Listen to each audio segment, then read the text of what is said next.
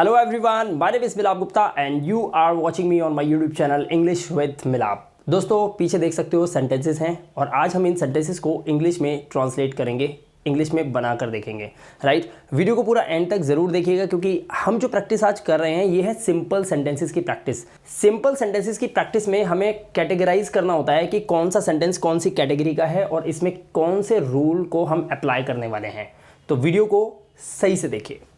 सबसे पहले यहाँ पर एक पहला सेंटेंस है, इसमें लिखा है क्या आप रोहन के दोस्त हो। अब एक चीज़ ये समझो कि क्या ये सवाल है।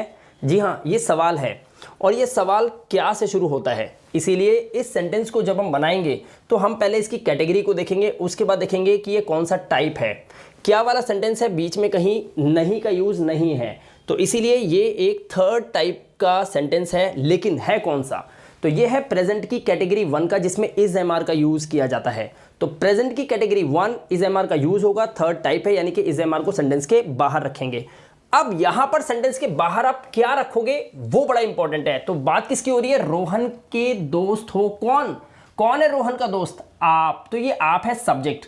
तो आपके अकॉर्डिंग आप देखोगे कि इज एम आर में से क्या आपको बाहर रखना है। तो आपकी इंग्लिश होती है यू, तो यू के साथ लगाते हैं हम आर, तो बस आर यू, इस तरह से आप इसको बनाएंगे।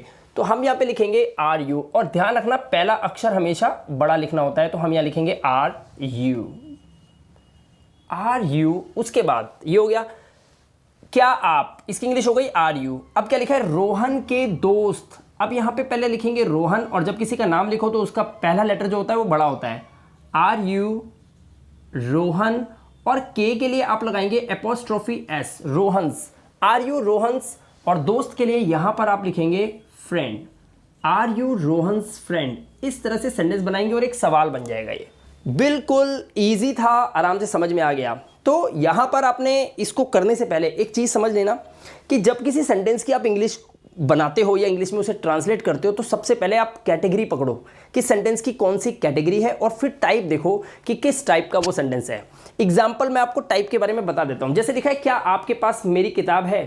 अब ये सेंटेंस पता क्या है, ये कौन सी कैटेगरी है, ये कैटेगरी है प्रेजेंट की कैटेगरी 2, जिसमें हम पास है वाले सेंटेंस करते हैं। जैसे कुछ चीज़ मेरे पास है, मेरे पास एक मार्कर है, मेरे पास ये कोट है, मेरे पास बहुत अच्छी नौकरी है, मेरे पास एक वॉच है, डिजिटल वॉच है। इस तरह से हम इसको सेंटेंस को रिकॉग्नाइज कर लेते हैं। तो हमने रिकॉग्नाइज करा इस सेंटेंस को, ये प्रेजेंट की कैटेगरी 2 का है, जिसमें हैज़ और हैव का यूज़ होता है। अब हमें ये भी तो देखना है कि ये टाइप कौन सा है, तो टाइप है थर्ड, क्या वाला सेंटेंस है। इसका फर्स्ट टाइप कैसे बनाएंगे, आपके पास मेरी किताब है, ये पहला टाइप। जब इसका दूसरा टाइप बनाएंगे तो वो नेगेटिव होगा, आपके पास मेरी किताब नहीं है, ये भी नहीं है ये सेंटेंस। फिर आता है क्या आपके पास मेरी किताब है, ये थर्ड है, जो ये है, ठीक है। फोर्थ भी होता है, क्या आपके पास मेरी किताब नहीं है, ये फोर्थ टाइप होगा। फिफ्थ बनाते हैं, आपके पास मेरी किताब क्यों है, कब है, कैसे है, इस तरह से ये फिफ्थ टाइप हो जाएगा। और जब WH फैमिली के बाद नॉट भी आ जाए, यानी कि नहीं का यूज़ भी हो, तब वो सिक्स्थ हो जाता है। कैसे बनेगा, आपके पास मेरी किताब कब है, आपके पास मेरी किताब कैसे है, इस तरह के सेंटेंस होंगे तो ये 6 टाइप होगा। तो आपने देखा ये 6 टाइप होते हैं। तो ये टाइप में से आपको ये देखना है कि ये सेंटेंस कौन से टाइप का है और किस कैटेगरी का है। तो प्रेजेंट की कैटेगरी 2 फाइनल हो गया, और थर्ड टाइप है। थर्ड टाइप है तो हेल्पिंग वर्ब क्या लगाएंगे, डू या डज, ठीक है। तो क्या आपके पास, तो इसके लिए हम लगाएंगे डू यू हैव, हम लगाएंगे डू यू हैव। क्या आपके पास, डू यू हैव क्या आपके पास क्या है, मेरी किताब, डू यू हैव माई, और उसके बाद आप लिखेंगे book, do you have my book, और लास्ट में आप लगाएंगे क्वेश्चन मार्क क्योंकि एक सवाल है, ठीक है। इस तरह से आप इसको रिकॉग्नाइज कीजिए। चलिए इसे रिकॉग्नाइज करो, क्या लिखा है, देखो कब का मतलब क्या हुआ, सिंपल सी बात है, ये फिफ्थ टाइप है, टाइप फिफ्थ है, जिसमें सारी WH फैमिलीज आती हैं, ठीक है। तो लिखा है मीरा के भाई का जन्मदिन कब होगा। अब आप यहां पर देख सकते हैं लिखा है होगा मतलब फ्यूचर, और फ्यूचर का मतलब दो कैटेगरी, या तो फ्यूचर में पहली कैटेगरी के अंदर हम लगाते हैं विल बी या शैल बी, और दूसरी कैटेगरी में हम लगाते हैं विल हैव और शैल हैव। तो यहां पर कहीं पे पास लिखा हुआ है, पास होगा नहीं, सिर्फ लिखा है होगा। तो ये फ्यूचर की कैटेगरी 1 का है और ये फिफ्थ टाइप है। इस कब को ही फ्रंट में लगाइए। तो सबसे पहले कब की इंग्लिश लिखेंगे आप, पहले लिखेंगे व्हेन, ठीक है, व्हेन के बाद आपको सब्जेक्ट नहीं लिखना है। काफ़ी स्टूडेंट्स क्या करते हैं, मैंने देखा है उनको वो WH फैमिली के बाद तुरंत सब्जेक्ट लगा देते हैं, जो कि एक गलत वे होता है। आपको पहले हेल्पिंग वर्ब लगानी है। तो ये होगा के लिए आप लगाएंगे विल। अब विल तो आपने लगा दिया, अब बचा बी। ये बी अभी नहीं लगेगा, ये लगेगा सब्जेक्ट के बाद। तो मीरा के भाई का जन्मदिन, इसकी बात हो रही है, मीरा के भाई के जन्मदिन की बात हो रही है, इसीलिए आप पहले विल के बाद ये पूरा सेंटेंस बनाएंगे। मीरा के भाई का जन्मदिन, तो कैसे लिखेंगे, व्हेन विल। अब आपने बनाया when will Meera's brother's birthday, उसके बाद आपका विल बी जो मैंने आपको बताया था, तो बी जो रह गया था वो लास्ट में लगाओ और लगा दो क्वेश्चन मार्क। तो सेंटेंस आपका हुआ when will Meera's brother's birthday be. इस तरह से आप इस सेंटेंस को बनाएंगे। ठीक है, नेक्स्ट सेंटेंस देखिए, हमारे पास कुछ भी नहीं था। था और पास, तो पास और था की वजह से ये हो गया पास्ट टेंस, और पास्ट की कैटेगरी 2 जिसमें हम हैड का यूज करते हैं। ठीक है, तो हैड का यूज करते हुए सेंटेंस को हम बना सकते हैं क्या, ये नॉट यानी कि नहीं लगा हुआ है तो हम नॉट का यूज करेंगे, यानी कि ये सेकंड टाइप है। लेकिन मैं आपको बता दूं कि इस सेंटेंस को हम हैड से भी बना सकते हैं। कैसे, हमारे पास कुछ भी नहीं था, कौन था जिसके पास कुछ भी नहीं था, वो हम थे, इसलिए यहां पर हमारे की इंग्लिश आर नहीं लगाएंगे, यहां पर हम लगाएंगे वी। ठीक है, तो हमारे पास कुछ भी नहीं था, तो या तो आप इसको ऐसे बोलो वी हैड, और फिर आप बोलो नथिंग। कुछ भी नहीं के लिए हम नथिंग वर्ड का यूज करते हैं, वी हैड नथिंग, हमारे पास कुछ भी नहीं था। अगर आप इसको बनाना चाहते हो सेकंड टाइप में, यानी कि हमारे पास कुछ भी नहीं था सेकंड टाइप में बनाना चाहते हो, तो नथिंग नहीं आएगा, एनीथिंग आ जाएगा। लेकिन बनाएंगे कैसे, हम बोलेंगे वी डिड नॉट हैव, क्योंकि आपको पता होना चाहिए कि पास्ट की कैटेगरी 2 के अंदर हैड के बाद जब नेगेटिव सेंटेंस बनाते हैं तो डिड नॉट हैव का यूज किया जाता है। तो वी डिड नॉट हैव, और यहां पर जब आपने नॉट लगा दिया है तो अब नथिंग में से नॉट तो निकल गया, अब सिर्फ बचा anything. We did not have anything, और यहां पर एनीथिंग का यूज आप करेंगे। तो we did not have anything, या तो ऐसे बोलो या फिर बोलो वी हैड नथिंग, हमारे पास कुछ भी नहीं था।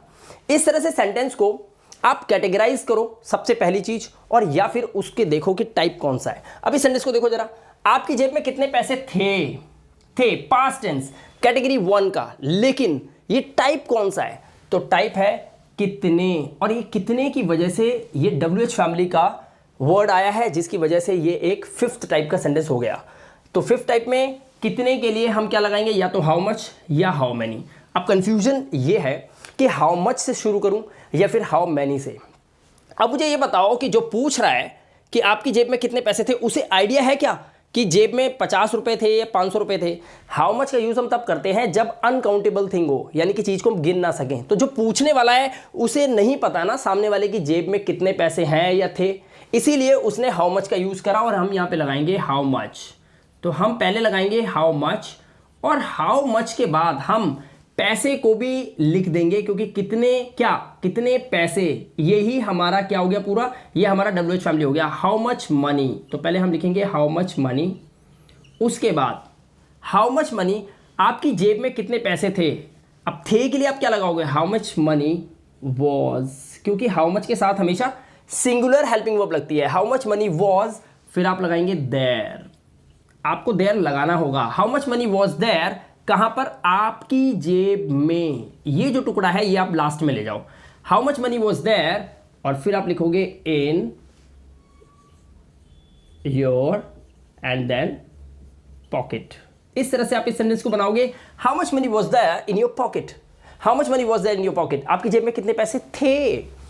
अच्छा, अगर यहां पर होता आपकी जेब में कितने पैसे हैं, तो मैं बोलता how much money is there in your pocket.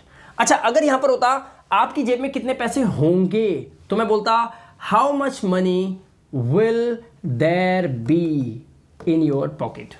I hope कि आपको वीडियो में जो भी मैंने अभी तक पढ़ाया आपको अच्छे से समझ में आया होगा। आया हो तो वीडियो को एक लाइक जरूर दीजिए अभी के अभी, राइट। नेक्स्ट सेंटेंस देखिए, क्या उसके पास, अब देखो पास आ गया ना यार, कुछ बहुत बड़ी चीज थोड़ी है, सरदर्द नहीं है, बड़े आसानी से समझ में आ रहा है। ये देखो पास, ये प्रैक्टिस से होगा, ये प्रैक्टिस से होगा, बार बार क्लासेस में आने से, अलग अलग वीडियोस देखने से नहीं सीखोगे, प्रैक्टिस से होगा। पास, और पास के बाद यहां पे लगा हुआ है, यानी कि ये प्रेजेंट की कैटेगरी 2 का सेंटेंस है, जिसमें हम हैज और हैव का यूज करते हैं। बट अब यहां पर हम देखें ये टाइप कौन सा है, तो क्या लगा हुआ है और नहीं तो नहीं है ना, नहीं है, क्या लगा हुआ है, यानी कि प्रेजेंट की कैटेगरी 2 का सेंटेंस है, टाइप है थर्ड क्या वाला। तो यानी कि हमें डू डज को सेंटेंस के फ्रंट में रखना होगा, हेल्पिंग वर्ब लगती है, ठीक है।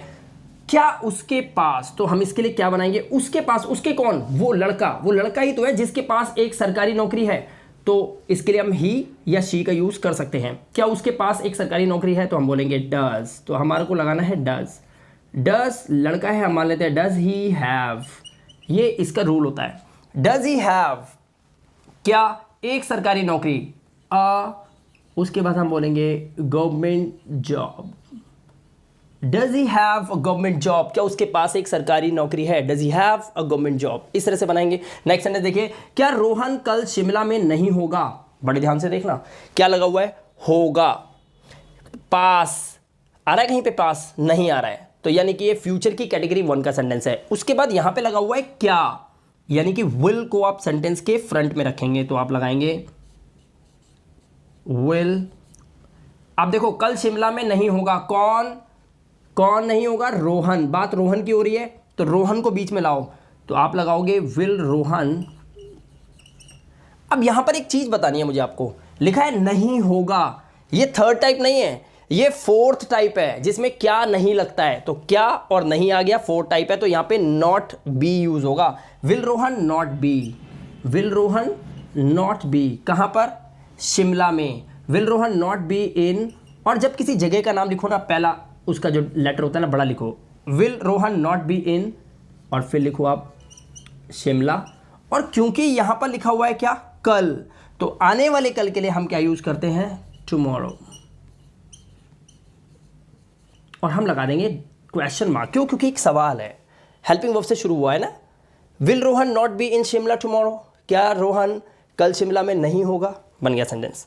अब एक लास्ट सेंटेंस है, तुम्हारे पास क्या क्या होगा। अब ये जो क्या क्या होता है ना, इसके लिए व्हाट ऐसा नहीं बोलते हैं, इसको बोलते हैं व्हाट ऑल, तुम्हारे पास क्या क्या होगा, ठीक है। तो हम बोलेंगे देखो पास होगा, यानी कि ये विल हैव, फ्यूचर की कैटेगरी 2 जिसमें हम विल हैव यूज करते हैं, और उसके बाद भी हम देखें तो यहां पर क्या क्या लगा हुआ है, यानी कि एक WH फैमिली है, 5th टाइप का सेंटेंस है, तो 5th टाइप के लिए सबसे पहले हम लगाएंगे व्हाट, और क्या क्या के लिए हम लिखते हैं व्हाट ऑल, क्या क्या, व्हाट ऑल। यार इंग्लिश कितनी मजेदार है ना, लाइक तो कर दो फटाफट।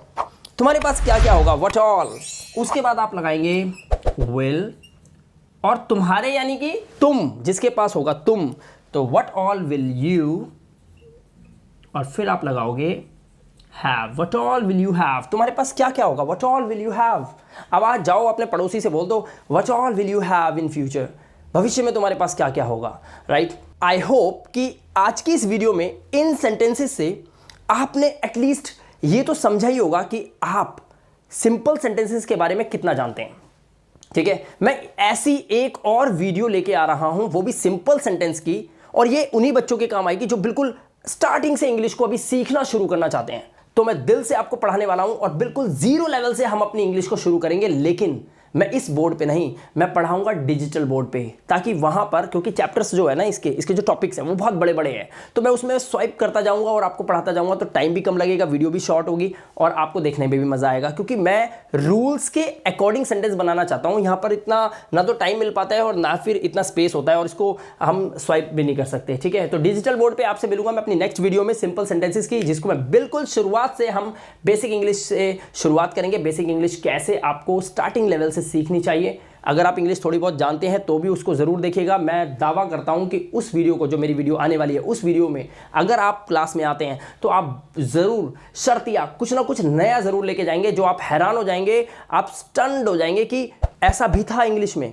इस वीडियो को लाइक कीजिएगा और ज़्यादा से ज़्यादा शेयर कीजिए अपने फ्रेंड्स में या व्हाट्सएप ग्रुप के अंदर, और चैनल को सब्सक्राइब जरूर करके रखिएगा, ताकि मेरी नेक्स्ट वीडियो का नोटिफिकेशन सीधा आपके मोबाइल फोन पे आ जाए। बेल आइकन बटन को भी प्रेस करके रखिएगा। मैं मिलाप गुप्ता, मिलूंगा आपसे नेक्स्ट वीडियो में। Till then, good bye.